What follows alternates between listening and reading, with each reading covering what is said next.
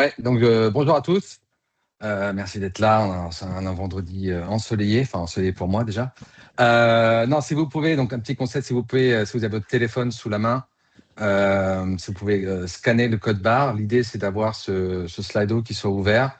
On fera le quiz sur le même code barre. Vos questions, n'hésitez pas. Normalement, vous avez un question-réponse, un écran question-réponse qui est en cours dès que vous scannez. Donc, n'hésitez pas à poser vos questions. Ça nous permet, nous, de traquer ensuite derrière les réponses, ce qu'on a oublié peut-être de répondre en live. Et sur ce même écran, vous aurez le quiz et l'enquête de satisfaction à la fin. Donc voilà, si vous pouvez... j'ai mis le code barre un peu partout dans la présentation, comme ça, si vous ne l'avez pas tout de suite, il est en bas à droite des présentations. Donc voilà, comme disait Walid, je vais d'abord commencer par un petit résumé de ce qui s'est passé, mais l'idée, c'est vraiment, pour le thème d'aujourd'hui, c'est de se focaliser sur la partie migration. D'accord, donc je vais me focaliser sur les nouveautés qui ont été annoncées à Barcelone. Pour information, toutes les sessions qui étaient sur scène avec les keynotes et surtout les super sessions, qui sont un peu des deep dives dans chaque domaine, dans chaque solution, que ce soit service management, développement et autres. N'hésitez pas à aller, vous pouvez googler Atlassian Team Europe.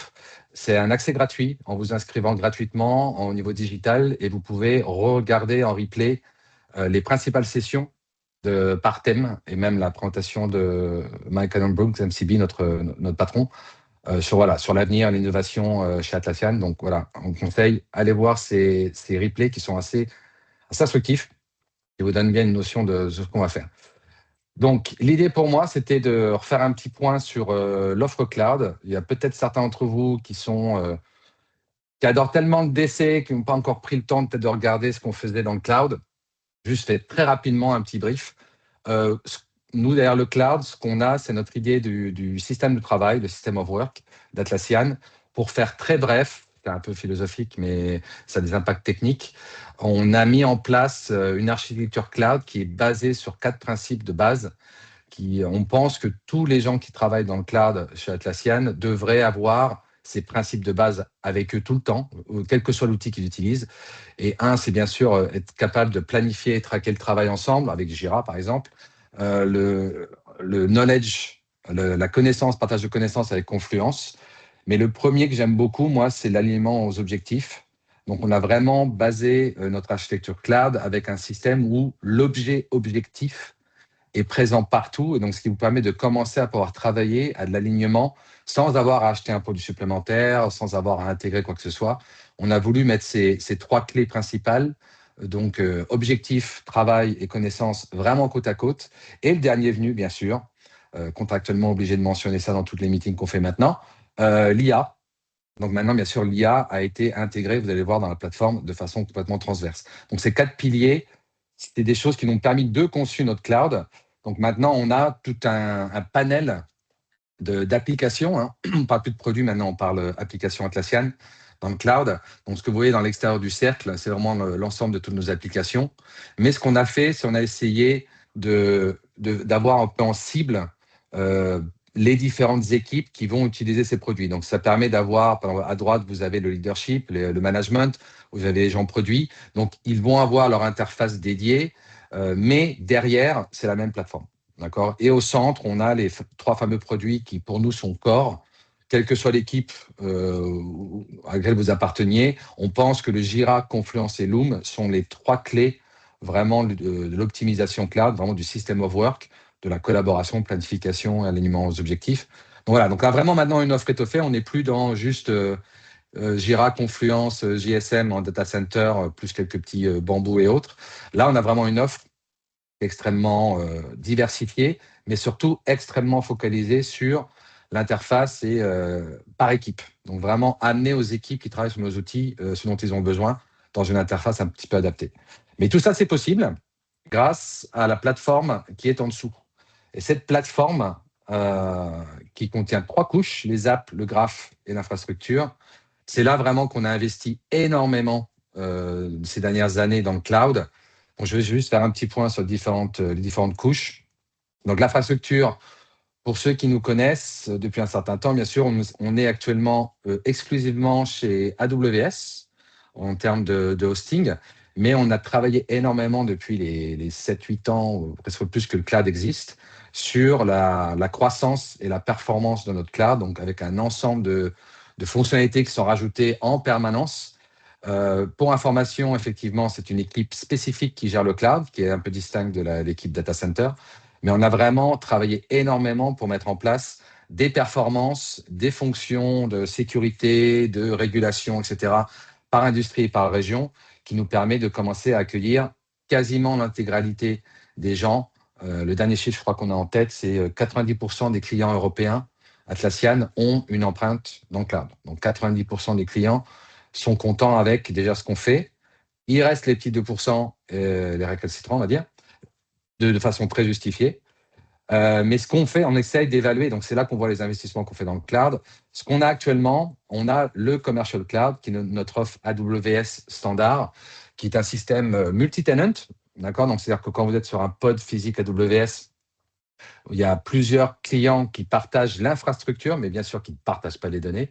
On a bien sûr une sécurisation, un cloisonnement des données électroniques dans chaque pod, mais ça permet effectivement de réduire les coûts du cloud en étant un peu mutualisé et d'avoir comme ça ce système à prix abordable. Pour information, dernière quote, d'ailleurs j'étais sur un webinaire hier d'un partenaire CLI, qui commence à montrer, effectivement, on atteint le niveau maintenant où les licences data center, pour des volumes jusqu'à un volume assez conséquent, le prix des volumes data center est équivalent au prix cloud, avec bien sûr beaucoup plus de fonctions et de performances sur le cloud. Donc, on commence à avoir un basculement du coût grâce à cette mutualisation d'infrastructures AWS. La deuxième offre qu'on lance aux États-Unis principalement, c'est l'offre de cloud gouvernemental qui nous a permis de construire, on va être très transparent techniquement, on a carrément construit avec AWS un bâtiment séparé de l'offre cloud AWS et qui est administré uniquement par des gens validés par le gouvernement américain. Donc, on a vraiment un système déjà un petit peu de cloud souverain pour les États-Unis avec une infogérance complètement gérée par des citoyens américains chez AWS. Donc voilà, une garantie avec un certain coût, bien sûr pour le gouvernement américain, mais qui permet de garantir ça. La troisième offre qu'on va sortir très bientôt, c'est le système de cloud isolé. Alors attention au nom, je sais que le nom peut porter à confusion. Vous voyez le cloud isolé comme une expansion de deux principaux éléments. Premièrement, pour des clients qui, pour une raison X, ont vraiment besoin, pour une régulation, d'être en single tenant, d'être les seuls, absolument seuls physiquement sur une infrastructure AWS. Voilà, l'Isolated Cloud va permettre d'être en single tenant sur l'architecture technique.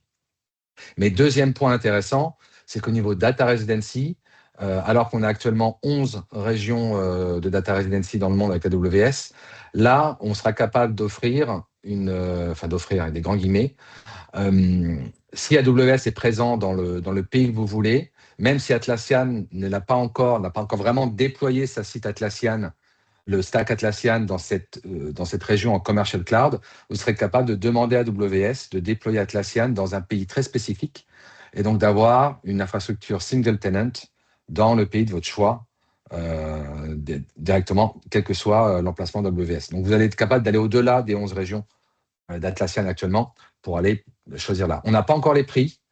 On peut dire que malheureusement, pour être très transparent avec vous, il y aura sans doute un coût très sérieux, une augmentation de coût très sérieux. Comme quand je viens de vous l'expliquer, demander à AWS de réserver l'infrastructure pour nous dans des pays où on n'est pas déjà, AWS va nous facturer très cher. Donc, il y aura sans doute un exercice de valeur versus cost à faire à ce moment-là, mais on aura plus d'informations au lancement vers le premier trimestre ou deuxième trimestre 2026. Donc voilà pour les informations. D'ailleurs, Walid et Jean-Guillaume, s'il y a des questions, hein, on s'était mis d'accord, s'il y a des questions sur ce sujet-là entre deux, si vous les voyez passer, n'hésitez pas à m'interrompre, qu'on répondre en live. Deuxième point extrêmement important, pour moi, un des grands gaps, un fossé qu'on avait entre le data center et le cloud, c'est que physiquement, data center, vous êtes isolé.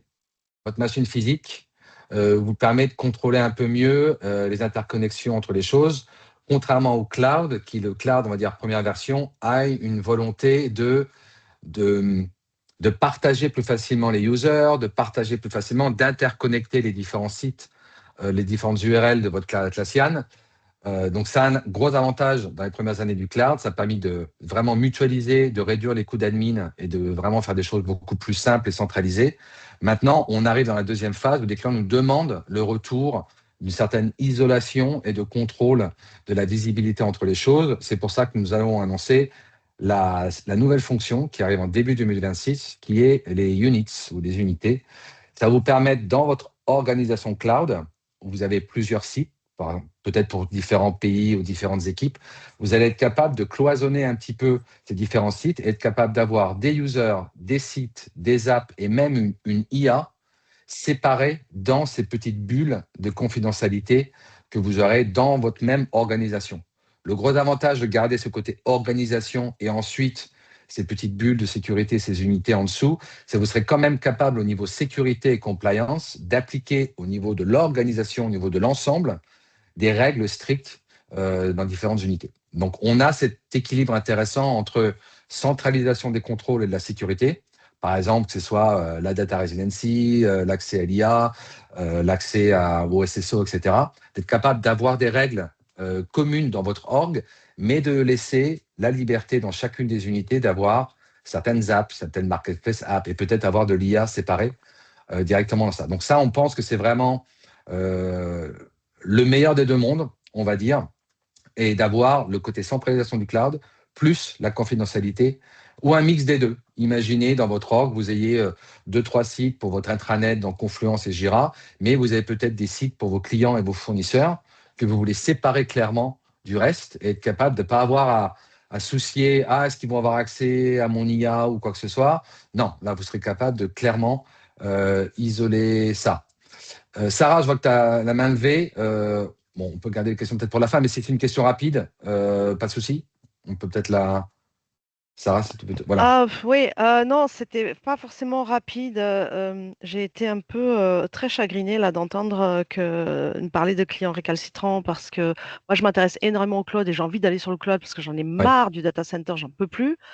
Malheureusement, j'ai des clients data center, mais des très gros clients et ils sont tous en panique absolue. Ouais. Et du coup, j'ai trouvé ça un peu rude, l'expression récalcitrant quand ils n'ont Récalcitrant, pas de oui, je solution. sais.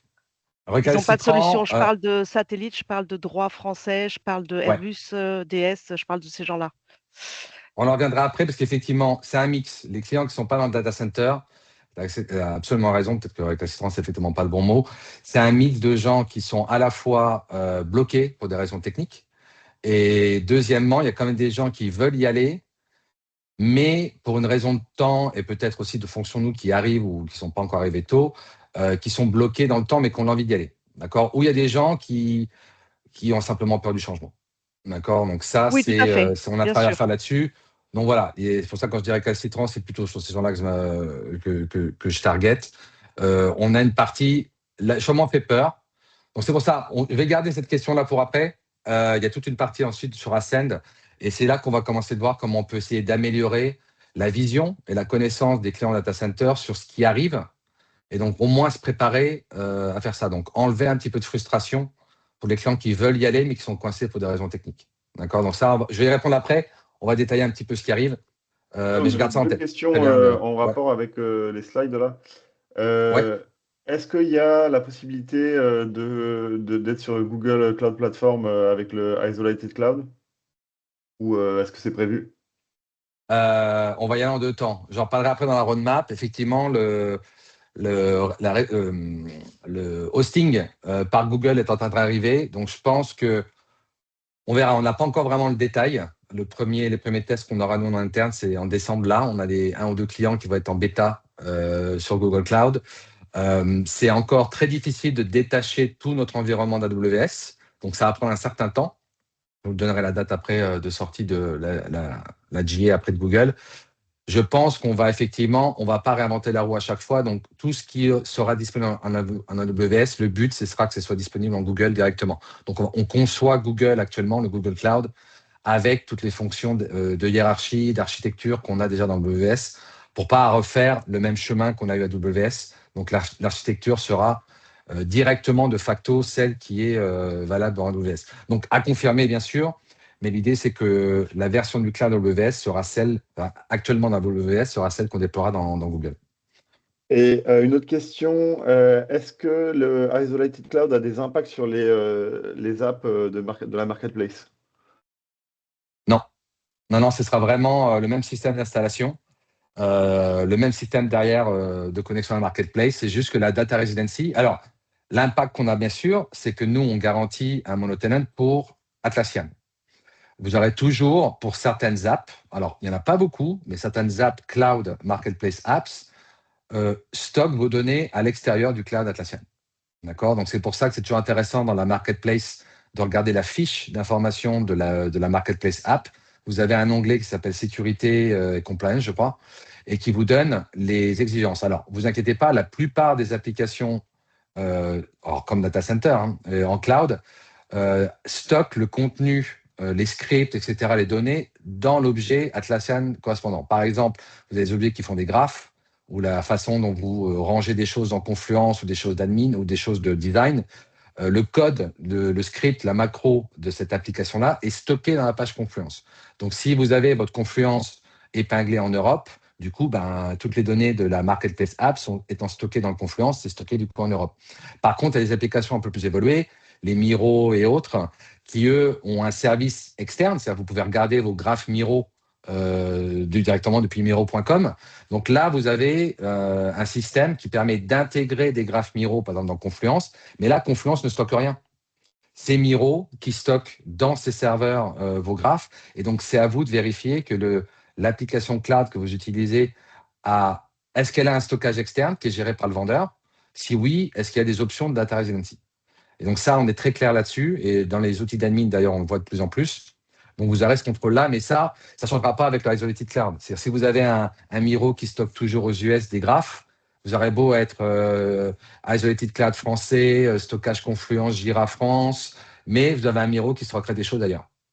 Donc, ça ne changera pas la donne actuellement qu'on a avec la Marketplace, d'où l'intérêt de commencer à se tourner de plus en plus vers les apps qui sont flaguées sur le Marketplace comme hosted run on Atlassian. Quand vous avez le run on Atlassian, ça veut dire que ces apps sont plus évoluées, elles sont plus modernes, elles ont le système Forge. Le système Forge est le système qui permet aux apps de tourner intégralement dans votre environnement Atlassian. Donc, si vous avez un Jira et un Confluence épinglés en Europe, ces apps qui sont run en Atlassian ont forcément du stockage qui est dans votre environnement Atlassian européen. Si vous le déplacez aux US, tout se déplace. D'accord? Donc ça, regardez bien quand vous regardez les marketplaces, vous avez donc cet onglet Security et Compliance qui est intéressant pour voir s'il y a des contraintes de data residency. Mais si vous avez une application qui est flaguée Run en Atlassian, là, c'est tranquille. Ça suivra complètement les réglages de data residency que vous choisissez pour vos applications Jira et Confluence. D'accord? Donc, on commence à être de plus en plus transparent là-dessus. Ok, et juste une question pour finir sur l'hébergement. Est-ce que c'est prévu d'avoir un cloud européen style OVH et sinon les capacités de hosting en France, par exemple? On est en très, très grand… là, c'est plutôt à distance. C'est pour ça qu'on reviendra sur les dates de fin du data center. On se donne quelques années encore. On a encore du temps, mais c'est quand même du travail. L'idée, c'est que vous voyez bien, le fait qu'on aille déjà sur Google, c'est la preuve qu'Atlassian investit énormément pour se rendre moins dépendant d'un provider cloud. D'accord? Donc, le fait qu'on recode, qu'on détache un petit peu les Jira, les Confluence, les JSM d'AWS, c'est-à-dire qu'on commence à rendre le code source du cloud Atlassian plus indépendant de la partie hosting. Est-ce qu'on ira jusqu'à packager un Atlassian dans un truc à la Kubernetes qui peut se déployer n'importe où? Il y a encore beaucoup de travail, mais c'est une option qui est sur la table. D'accord? Pour l'instant, c'est quelque chose qu'on regarde. Vous imaginez le coût derrière, on a passé quand même 8 ans à développer un cloud AWS, tirant parti de chaque petite fonction AWS. On est un des plus gros clients en termes de fonctionnalité AWS, on a tout. Votre hosting AWS actuel, il y a toutes les fonctions de sécurité, de DNS, de deny of DNS, etc. Tout ce qui est sécurité, stockage, performance, duplication chez AWS, c'est activé à l'arrière sur votre stockage Atlassian. Donc, on a vraiment l'ensemble de la qualité du stockage AWS qui est activé derrière. Donc, on est en train de refaire pareil avec Google, qui a un travail immense. Est-ce qu'on pourra tout détacher et être capable de faire quelque chose qui se déplace? C'est en investigation. D'accord? Mais on n'a pas pour l'instant de bêta ou quoi que ce soit qui tourne, mais c'est un travail qui pour être très honnête, de façon géopolitique, le cloud tel qu'il était imaginé il y a 10 ans ou 20 ans n'est pas ce qui se concrétise. Hein, le cloud étant principalement américain maintenant, et on a des velléités, bien sûr, européennes de reprendre un peu le ownership de la propriété un peu de nos moyens et nos infrastructures. Donc voilà, donc c'est des chemins, on évolue avec le marché. On sait que Google, AWS font des astuces un petit peu légales pour se détacher un petit peu de l'américain, mais c'est jamais parfait. Donc voilà, on suit le marché. Vous avez bien sûr entendu parler de Google et Thales qui font une sorte de cloud souverain qui s'appelle Sens en Europe. On parle avec ces gens-là, c'est en cours. Donc, vous voyez, on suit le marché, mais on n'a rien vraiment de tangible actuellement. Mais je pense que notre mouvement vers Google est déjà la preuve qu'on y travaille et qu'on suit très bien le marché et qu'au moment où on a quand même beaucoup de moyens, on sera prêt si jamais il y a un besoin de détacher complètement du cloud américain. On y travaille, mais pour l'instant, c'est encore un peu d'investigation. Ouais. Et une dernière question sur le sujet, vite fait, comme ça, Ouais. j'explore le sujet. Attends, je te lis la question maintenant, je traduis. Donc, il dit pour des raisons légales, les clients qui doivent avoir les données en France, comment on peut faire? Alors, je reformule un peu la question, je pense. Est-ce qu'avec le cloud isolé, on peut avoir un cloud en France? Ouais. Donc, l'idée, ok. c'est qu'AWS est en France. Mais le problème, ce sera le prix. Hein. Pour être très honnête, D'accord, ok. ce sera un fois X, hein, je ne sais pas combien, mais ce sera cher. On sera capable de déployer Atlassian n'importe où AWS. Donc, s'il y a AWS France, on pourra commander à AWS un pod technique avec des CPU, du stockage, du machin, et installer Atlassian dessus. Mais le prix sera bien sûr conséquent. Mais voilà, typiquement, pourquoi c'est... Mais effectivement, alors je crois que la résidence France aussi est dans la roadmap un peu quelque part. On est en train d'y travailler pour proposer dans le Commercial Cloud une résidence France. C'est en cours, mais bon, on a 100 et quelques pays dans le monde, hein, donc on y va pour des raisons budgétaires et autres, ça coûte toujours très cher. Mais effectivement, la Zolitica, pour répondre à ça, sachant que voilà, c'est nouveau. Pour être très honnête, jusqu'à encore 2-3 ans, la maille minimum qu'on avait vue en Europe, c'était l'Europe. D'accord? Donc, c'est pour ça qu'on a travaillé énormément pour respecter les contraintes européennes, parce qu'on pensait que c'était la taille minimum qui allait suffire pour l'Europe. Politiquement, maintenant, ça change. D'accord? Donc, on est en train de revoir une granularité plus fine. Ça va prendre un petit peu de temps. La Zoltic Cloud, c'est une solution intermédiaire pour pouvoir dire je veux être en Estonie, je veux être peu importe. Si AWS est là-bas, on pourra déployer. Mais voilà, on travaille pour quelque chose de plus, peut-être plus facile d'accès dans le Commercial Cloud plus tard. Mais techniquement, oui, le Zoltic Cloud pourra répondre à ça l'an prochain. Alors, je passe vite fait sur les autres, mais juste pour ceux qui ne sont pas encore habitués au cloud, juste un petit mot. Le cœur de notre plateforme, c'est le Teamwork Graph. Alors, en quelques mots, c'est quoi un graph? Alors, il n'y a pas qu'Atlassian qui fait des graphes. Hein. On a un Microsoft Graph, un Metagraph et un Google Graph. Salesforce Graph aussi. Un graph, c'est vraiment une source de données intelligente qui vous permet, alors nous, c'est comme ça qu'on l'a fait, on a le gros avantage depuis 15 ans d'avoir beaucoup d'informations sur comment les gens travaillent entre eux. Grâce à Jira et les workflows, les approval process, on sait comment les gens travaillent entre eux. Donc, nous, notre graph a une qualité, on va dire, je dirais pas supérieure aux autres, mais on a un gros avantage technique, c'est qu'on a une base de connaissances énorme qui nous permet de faire du relationnel entre les équipes, les projets, les objectifs, les pages Confluence, parce que les gens travaillent sur ce contenu dans notre environnement depuis des années. Donc, on est vraiment capable de faire quelque chose d'extrêmement utile en termes de relations. Et on continue de travailler sur la performance. Là, la dernière puissance du graphe qu'on a, nous, en interne, on a jusqu'à 100 milliards d'objets interconnectés. Donc, vous imaginez un peu la puissance du truc.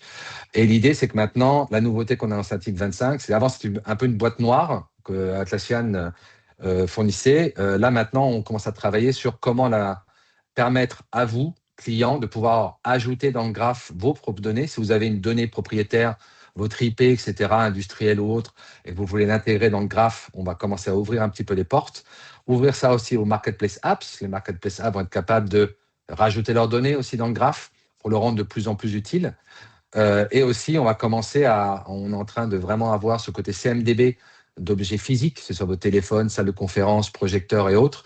Donc, être capable aussi de rajouter en plus de la conception un petit peu numérique de ce que vous faites, du Confluence, du Jira, des projets un peu numériques, commencer à rattacher justement des objets physiques dans le graphe. Donc, vraiment étendre ce graphe a l'intégralité de la connaissance numérique et physique de votre entreprise. D'accord? Donc là, vraiment, on travaille beaucoup là-dessus. Et pour finir, pour ceux qui ne savent pas, notre cloud, notre plateforme cloud dispose qu'on appelle des apps de plateforme. Et là, c'est vraiment, j'adore l'analogie qu'on avait donnée il y a 6 mois à notre événement. C'est comme quand vous achetez un iPhone ou un Android, vous avez des applications d'Apple et de Google. Ben pareil, vous êtes sur le cloud Atlassian, vous avez des apps gratuites qui sont fournies avec votre cloud, qui vous permettent de faire de la base. Et donc, on a la gestion des équipes, la gestion des goals, le tracking des projets, ce soit aussi du graph, du dashboard, ou tout ça, c'est des apps qui sont fournies directement dans la plateforme, quelle que soit votre plateforme, hein, gratuite, standard, premium enterprise. Vous avez l'ensemble des applications standards et qui marchent très bien. Je sais qu'on a déjà plus d'1 million de goals que les gens ont communiqué entre eux dans les entreprises. La gestion des équipes, comment bien formuler des petites équipes pour ne pas avoir à rajouter tout le monde dans toutes les pages Confluence et faire vraiment un système simple de création d'équipes.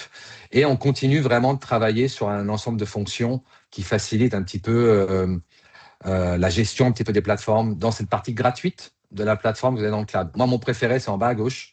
On est en train de sortir, moi, l'objet goals, c'est mon préféré dans la plateforme. Les gens qui commencent à s'y intéresser, vous avez des OKR, si vous avez marre de vos feuilles Excel et de vos petits fichiers Excel n'importe où pour gérer des objectifs, on a l'objet goals et on lance là un goals complètement flexible. Si vous avez des OKR, du Smart ou quoi que ce soit, on va avoir des goals qui s'adaptent au framework que vous avez choisi. Donc ça, vraiment, un gros plus de la version cloud, c'est que ce n'est pas juste du Jira et Confluence, c'est toute la gestion autour, alignement des objectifs avec l'IA intégrée partout. Donc voilà. Le tout derrière, et un petit mot sur, bien sûr, la partie IA d'Atlassian. Donc tout ce que je vais montrer, cette plateforme transverse et la source d'alimentation de Rovo. Donc Rovo, c'est notre offre d'IA qui contient de la recherche, du chat et de l'agentique. D'accord? Donc les trois piliers principaux de l'IA. Pour information, Rovo est gratuit et fourni à tout le monde dans le cloud. D'accord? Donc dès que vous êtes dans le cloud, vous avez par défaut l'IA qui est incluse dans la plateforme. D'accord? Alors l'IA, ça fait qu'1 an, enfin c'est en octobre de l'an dernier qu'on a vraiment sorti Rovo en JA. On a travaillé énormément. Les fonctions, c'était quasiment toutes les semaines. On avait une nouvelle chose. Pour nous, c'était un enfer en interne pour traquer ce qui se passait. Ça n'arrêtait pas. Ce qui nous amène maintenant à un produit extrêmement abouti, avec un déploiement extrêmement rapide et en sécurité dans les entreprises. Donc, première partie, Rovo, c'est tout. Parce que la grande puissance de Rovo par rapport au graphe que je montrais tout à l'heure, vous êtes capable de connecter toutes vos autres sources de connaissances. Vous avez un SharePoint, un Google Drive, vous avez vos mails Outlook, vos Slack, vos conversations Teams, vos Figma, vos Box, peu importe, vos Monday, je suis en train de regarder un petit peu tout ce qu'il y a, Google Drive.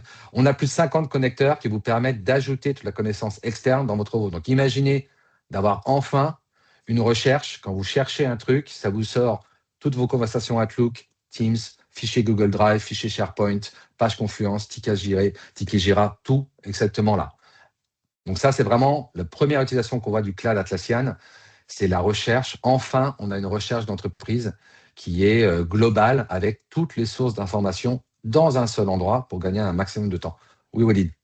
Alors, juste, je t'interromps vite fait parce qu'il y a des questions très intéressantes qui concernent ce que tu es en train de dire. Donc, je repasse que dessus. Première question, c'est est-ce qu'on peut on peut plutôt indexer Rovo pour qu'il utilise un seul projet et non pas toute la plateforme? Alors, pour l'instant, non, mais c'est une fonction qui arrive, je crois, c'est l'an prochain. Il y aura 2 choses. Il y aura premièrement, quand vous connectez à une source comme SharePoint, actuellement, vous connectez en tant qu'admin pour faire le première indexation. Et là, pour l'instant, c'est total. On va sortir une fonction qui permettra au connecteur de ne choisir que des parties du SharePoint à ramener. S'il y a des parties que pour raison X, la finance et autres, vous ne souhaitez pas ramener. Ça va arriver début d'année prochaine. Dans les connecteurs, le choix en fait dans la source de ce qu'on va ramener. Petite information cependant, qu'on soit clair là-dessus, les permissions, et ça c'est super important, j'en parlais après, mais je vais ramener maintenant. Les permissions dans SharePoint, dans Google Drive, dans Box, dans n'importe quoi, sont maintenues. C'est-à-dire que je ne verrai jamais dans une recherche Rovo un résultat auxquelles je n'ai pas le droit en direct. Donc, si un SharePoint ne m'est pas destiné, je ne verrai pas le fichier SharePoint, que ce soit un PowerPoint ou autre, dans mes résultats. D'accord? Oui, il y a un admin qui fait l'indexation de tout, ça me permet d'avoir un index pour scanner et chercher vite. Mais à la fin, quand moi je me connecte et je fais une recherche, ce sont mes droits qui font la recherche. Donc, d'ailleurs, qui peuvent être différents entre le Jira, Confluence, SharePoint, Google et autres. Mais chaque plugin a le respect des permissions. Donc, je ne verrai jamais, au grand jamais, un résultat auquel je n'ai pas accès en direct. C'est pour ça qu'on soit clair. Donc, si les gens de la finance ont un dossier dans SharePoint qui est restreint à 12 personnes de la finance, personne d'autre que la finance ne verra dans Rovo des résultats de ce dossier-là. Personne. D'accord? Donc ça, c'est clair. C'est la base de conception du Teamwork Graph, le respect des permissions partout. Donc, il n'y a pas un admin qui peut dire « Ah, je vais ouvrir plus de trucs, ça permet d'être plus efficace » ou « J'ai oublié, j'ai fait une gaffe, j'ai ouvert un truc qu'il ne fallait pas ». Au final, c'est le user final dont les permissions sont regardées et permettent l'affichage du résultat dans la recherche, dans le chat ou dans les agents. Donc, il n'y aura jamais une info qui peut fuiter. Le respect des permissions est la base complète de Rovo. C'est pour ça que pour l'instant, ce n'était pas trop gênant qu'on scanne tout, mais on comprend qu'il y a peut-être des choses que vous avez archivées dans SharePoint, vous n'êtes pas obligé vous ne voulez pas ramener. Donc ça va arriver. Ça va arriver dans l'année qui vient. Il y a une question d'ailleurs qui parle de ça. Il demande est-ce que quand tu as dit que le Team Graph s'alimente avec les infos du user, qu'est-ce que ça veut dire concrètement et est-ce que l'IA s'entraîne dessus en fait? Alors, bonne question. Donc, comment ça marche? Je dois être admin par exemple, SharePoint. On va prendre l'exemple de SharePoint ou Google Drive. Je dois être, la première fois que je connecte, je rajoute ce connecteur pour mon organisation, d'accord, pour mon Teamwork Graph. Je dois être administrateur. Je me connecte sur mon SharePoint en tant qu'admin. Et là, Rovo va faire un indexage de tout ce qui est texte. On ne fait pas encore vidéo et photo pour l'instant. Donc, il y a un scan et il y a un index qui est créé et qui est ramené dans l'environnement Atlassian. Donc, il y a un index qui est maintenu ensuite en synchronisation. Mais ça, c'est la partie admin. Donc, la partie background, derrière, vous avez une indexation constante de tout ce qui est fait dans SharePoint et qui est indexé, summarisé et ramené dans la partie Atlassian. D'accord? Par contre, ça, c'est la partie admin. Donc, quand je suis org admin, etc., je plug le connecteur, etc. Ensuite, quand je me connecte, moi, en tant qu'utilisateur, c'est au moment de ma recherche. D'ailleurs, la première fois que vous avez dans la recherche, vous aurez un message. Ah, votre administrateur a rajouté SharePoint.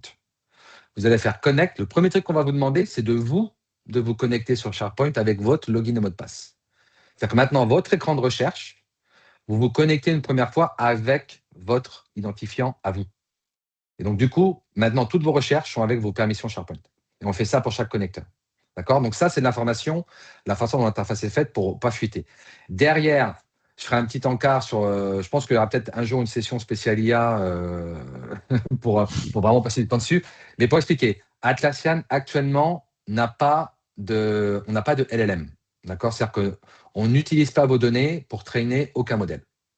D'accord? Actuellement, quand je fais une demande dans Rovo, une demande IA, ce qui se passe, c'est que la demande, d'abord, va dans le Teamwork Graph pour une contextualisation. D'accord? Donc, typiquement, je demande c'est quoi ce projet Apollo? Voilà. Le Teamwork Graph va trouver les pages qui me conviennent, les pages où j'ai participé, les équipes à qui je partage, les projets Jira, etc., peut-être les trucs dans Bitbucket et autres. Ça me ramène un contexte dans ma question. Et cette question plus le contexte, actuellement, on utilise un LLM externe, actuellement qui est OpenAI, qui vous permet d'avoir la formulation en anglais, en français, en espagnol et autres, la compréhension du texte et la formulation d'une réponse. C'est-à-dire que l'intelligence de la réponse, on l'a en interne dans Atlassian, mais actuellement, on a une connexion externe vers un LLM qu'on paye, d'accord, dans les versions les plus hautes. Et cette connexion vers un LLM externe, c'est typiquement ChatGPT Pro Plus Premium, qui est que cette connexion, ChatGPT, enfin OpenAI, contractuellement est engagé à ne pas utiliser pas de stockage, ce qui me permet de garder la compliance RGPD. Donc là, c'est vraiment du ping-pong. La requête part chez OpenAI et revient avec le texte en réponse. Il n'y a pas de stockage et il n'y a pas d'entraînement des LLM de n'importe quel des côtés. D'accord? Donc ça, c'est le fonctionnement. Voilà. Ce qu'on va annoncer, j'en parlerai rapidement après, je vois le temps qui passe, mais pour ceux qui n'aiment pas ce côté connexion externe vers OpenAI, on va proposer d'héberger un open source LLM dans Atlassian. Donc là, vous aurez le Teamwork Graph qui parlera directement à un LLM qui sera hébergé dans votre environnement Atlassian, qui sera du Yama 3.3 pour ceux qui connaissent en open source, donc le Meta Yama 3.3. Donc, vous n'aurez plus besoin d'aller en externe vers un LLM externe. D'accord? Mais pour l'instant, OpenAI étant tellement bon, on a attendu un petit peu que les gains de qualité, que la qualité d'un open source LLM versus OpenAI, ça se rapproche. Il y avait un grand écart avant, hein, les résultats des open source, c'était pas ça. Maintenant, la qualité commence à se rapprocher, donc c'est le bon moment pour nous de proposer à nos clients l'hébergement d'un LLM dans l'environnement Atlassian pour enlever ce côté connexion externe vers un LLM. Mais voilà, donc nous, on n'a pas vraiment de modèle à entraîner, vous voyez. Mais on a la garantie que ce qui sort vers un LLM externe n'est pas utilisé pour faire de l'entraînement. Voilà, moi, je pense que ça répond à la question. J'ai vu une main se lever et s'éteindre, mais bon. J'accélère un peu. Je voudrais juste avancer un petit peu. Gardez-vous vos questions 2-3 petites minutes à côté, parce qu'il y a 2-3 concepts que je veux finir. On aura un petit peu de temps après pour les questions qui restent. Voilà. Deuxième point, Rovo, qui était avant que dans Jira, Confluence et JSM, est maintenant déployé partout. Donc, toute application que vous avez dans votre org cloud, vous aurez le petit bouton Ask Rovo qui sera là pour commencer à utiliser Rovo dans n'importe quelle de vos applications. Et donc, vous récupérez le contexte de là où vous êtes pour aller dans Rovo. Et comme je disais, tout le monde a Rovo gratuit. Avant, c'était uniquement pour Premium et Enterprise. On est en train de faire des déploiements. Ça prend un peu de temps parce qu'on a des millions d'utilisateurs à migrer. Mais on va avoir Rovo qui est déployé maintenant dans tous les clients payants. Donc, standard, Premium et Enterprise. Et bien surtout ça, comme je le disais un petit peu en avance, avec de la sécurité. C'est vraiment, vraiment la gestion des permissions. C'est la clé de Rovo. Vous ne verrez jamais un résultat d'une source tierce que vous avez ramené dans le graphe auquel vous n'avez pas accès en direct. Ça, c'est techniquement impossible dans le graphe. Et on a bien sûr le maintien de la data residency, ce fameux index, quand vous dites j'ai mon Jira et Confluence, mon Atlassian, mon Teamwork Graph en Europe, mon SharePoint en Europe, ben, l'index qu'on va faire de votre SharePoint, il sera en Europe. D'accord? Il va aller dans votre espace Atlassian. Donc, on respecte la data residency avec Rovo. On a bien sûr tout un tas de choses. Ce qui est important pour les clients européens, on est participant du EU AI Pact. C'est-à-dire que tout ce qu'on développe est dans le respect du pacte européen des guardrails, un peu dire des jalons qu'on a dans l'IA. Donc, on participe et on a une contrainte, j'en parlerai après dans la roadmap, on a une contrainte d'appliquer tous les prérequis de ce pacte en 2026. Donc, ça arrive. Et comme je vous disais, l'Atlassian au style LM. Et en plus, ça c'est par rapport à la question aussi qui était est-ce qu'on peut faire, parce qu'on limitait un peu l'accès, on est en train aussi de sortir vraiment des contrôles très fins dans Rovo de qui a accès à l'IA. Donc, ce n'est pas juste l'activer ou pas pour tout le monde. Vous serez capable de dire il y a une équipe qui a le droit, il y a une partie qui a le droit pour pouvoir consommer, contrôler les crédits. Et la nouvelle fonction qu'on sort en bas à droite, même si vous avez par erreur ramené tout de SharePoint, on va bientôt avoir une fonction qui dira « Je ne veux rien récupérer dans mes résultats qui datent de plus de 2 ans ». C'est capable d'avoir une sorte de date limite. Comme ça, votre Teamwork Graph sera plus, on va dire, plus récent et plus intelligent, même si déjà le Teamwork Graph fait du tri, parce que le Teamwork Graph étant intelligent, si vous avez des choses qui ne sont pas utilisées, des confluences qui n'ont pas bougé depuis 2 ans, le Teamwork Graph, il le sait. Donc, il va moins vous ramener ça en haut des résultats parce que c'est une page qui est moins utilisée, moins partagée, moins lue. Donc, vous voyez, cette connaissance, ce Teamwork Graph est vraiment la clé de la pertinence des résultats avec un système d'auto-nettoyage, on va dire, et de remontée dans les résultats, des choses qui sont vraiment actives, auxquelles vous participez et personnalisées. D'accord? Bon, ben voilà, ça devait être 25 minutes, 20 minutes, vous voyez, les Jean-Guillaume, mais bon, on a quand même répondu déjà à 2-3 questions intéressantes. Je voulais faire un point quand même, c'est un peu le sujet du truc, mais vous allez voir, ce n'est pas très compliqué, mais je voulais clarifier 2-3 points sur la fin du data center quand même, et vous montrer pourquoi il faut moins avoir peur par rapport à la question de Sarah, je crois, avant. Donc, Ascend, c'est vraiment notre idée de dire le data center, il est temps qu'on se focalise un petit peu sur le cloud. Donc, on a décidé de prendre une date dans 3 ans pour dire, voilà, donc tout ce que je vais vous dire là, vous avez un magnifique hub, honnêtement, qui est extrêmement bien fait. Vous allez sur atlassian.com/migration.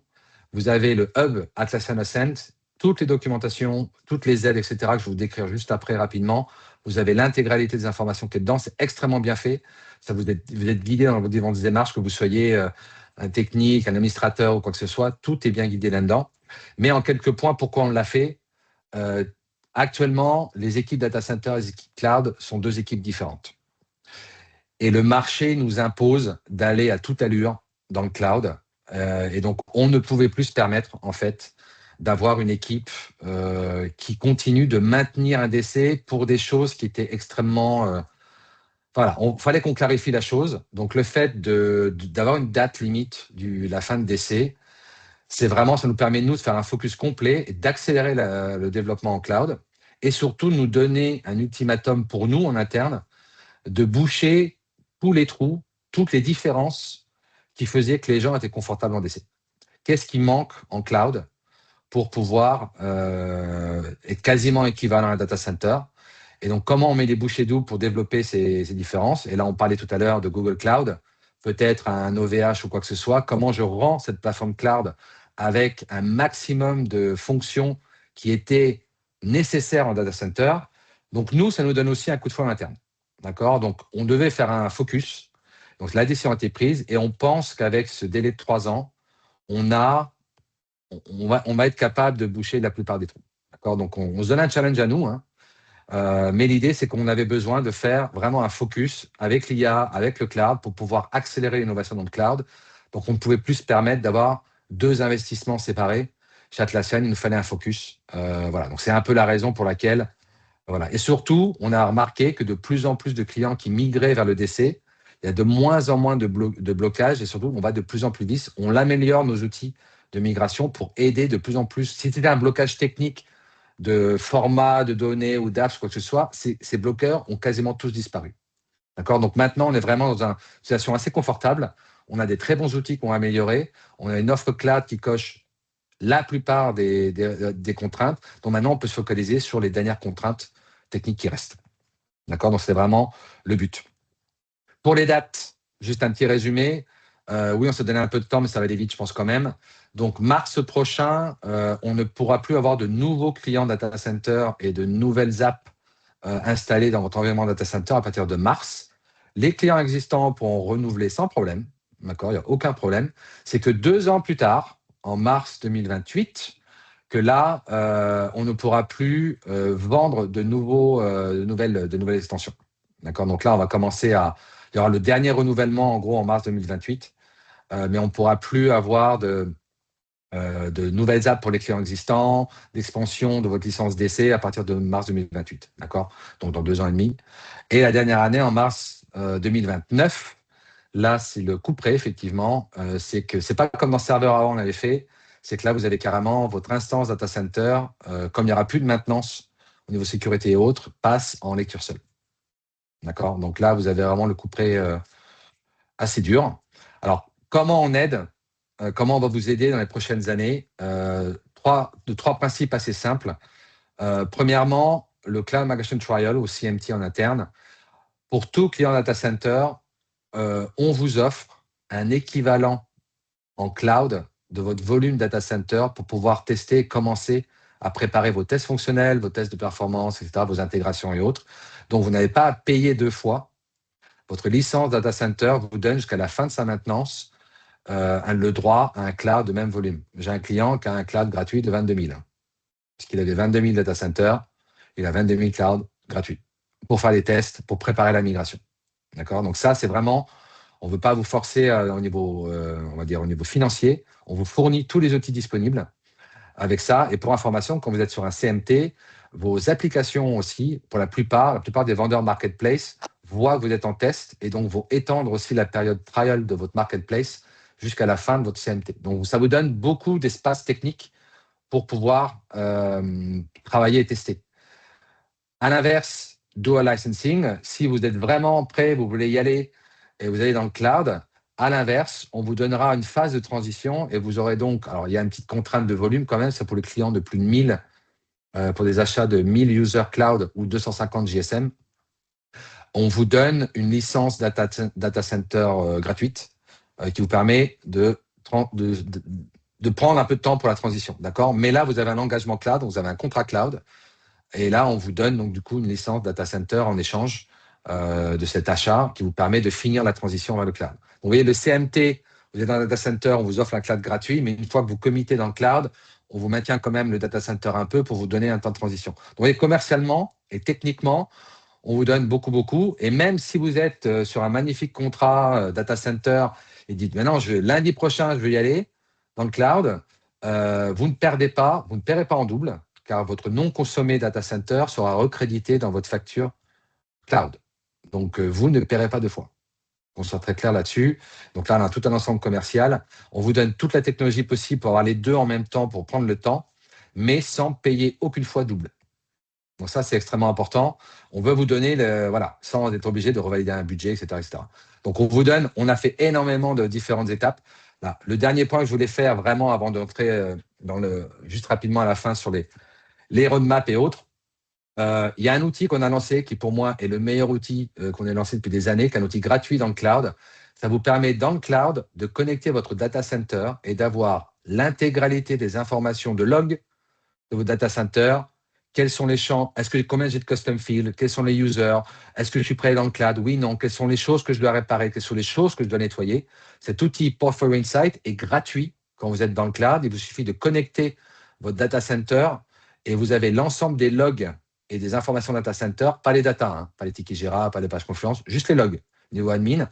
Mais ça vous permet d'avoir une vue d'ensemble. Si vous avez 2, 3, 4 data centers, vous avez maintenant un poste de contrôle dans le cloud qui vous permet de voir où en sont le nettoyage de vos data centers, est-ce que je suis prêt à y aller, quelles sont les choses à réparer. Ça, c'est vraiment un outil extraordinaire qui s'appelle Portfolio Insight, que je vous conseille vivement de tester. Même si vous avez un Jira gratuit dans le cloud, vous êtes capable de connecter vos data centers. Donc, il n'y a aucune contrainte de prix dans le cloud pour avoir cet outil. Mais moi, je le conseille à tout le monde. Quand vous avez après une question support, le support adore que vous ayez ça. On accélère énormément les migrations et le support dès que vous avez cet outil-là qui est activé depuis quelques temps. Voilà, je vais passer très rapidement juste pour vous prouver que quand je disais que dans les 3 prochaines années, on travaille énormément, on a beaucoup de choses en vue. Voilà, ça c'est un peu notre roadmap. Alors, la plupart des choses sont publiques, mais comme on disait tout à l'heure, il y a des choses auxquelles on pense qui sont en cours d'investigation pour les 3 prochaines années. Mais vous voyez, on a une roadmap qui est sur 2027 et plus. On investit énormément et c'est parce qu'on va pouvoir se concentrer sur le cloud qu'on est capable d'aller jusque-là. Dernier mot, quelques mots. Pour vous aider à la migration, c'est pas que du commercial, c'est pas que du dual licensing, c'est pas que du tooling. On a une équipe qui s'appelle FastShift. C'est quoi? En fait, FastShift, le but, c'est d'avoir quelqu'un d'Atlassian à vos côtés et aux côtés de votre partenaire. Donc, c'est un système vraiment à 3 où vous avez en gros un support VIP. Donc, quand vous avez une migration, s'il y a un truc qui se passe, il y a un bug dans nos outils et que vous voulez accélérer, ce ne sera pas un ticket qui ne sera pas dans une queue quelque part pendant 6 semaines. Vous aurez un delivery manager qui sera en tracking avec des updates quasiment journalières sur comment on avance, qui nous permet d'avoir des migrations qui avant prenaient en moyenne pour des grosses migrations 12 mois, on est tombé à 2 mois. D'accord? Donc, le fait d'avoir quelqu'un d'Atlassian qui travaille avec vous et vos partenaires sur les migrations, ça accélère énormément le système. C'est un service gratuit par Atlassian. Alors, il y a bien sûr des petites conditions d'éligibilité. On n'a pas une armée de FastShift pour aider les milliers de clients. Donc, il y a une petite contrainte, effectivement, avec un nombre de volumes à 1000, etc. Avec surtout si vous passez dans le cloud tout de suite. Si vous comptez passer dans 1 an et demi, on ne va pas tout de suite mettre un delivery manager chez vous. Mais voilà, n'hésitez pas à contacter votre partenaire. Tous nos partenaires français ont été validés FastShift. Donc, ils connaissent la procédure FastShift. Donc voilà, mais si vous êtes en train d'aller dans le cloud et préparer ça dans les 3 ou 6 mois, n'hésitez pas à nous demander effectivement ce genre d'informations. Voilà,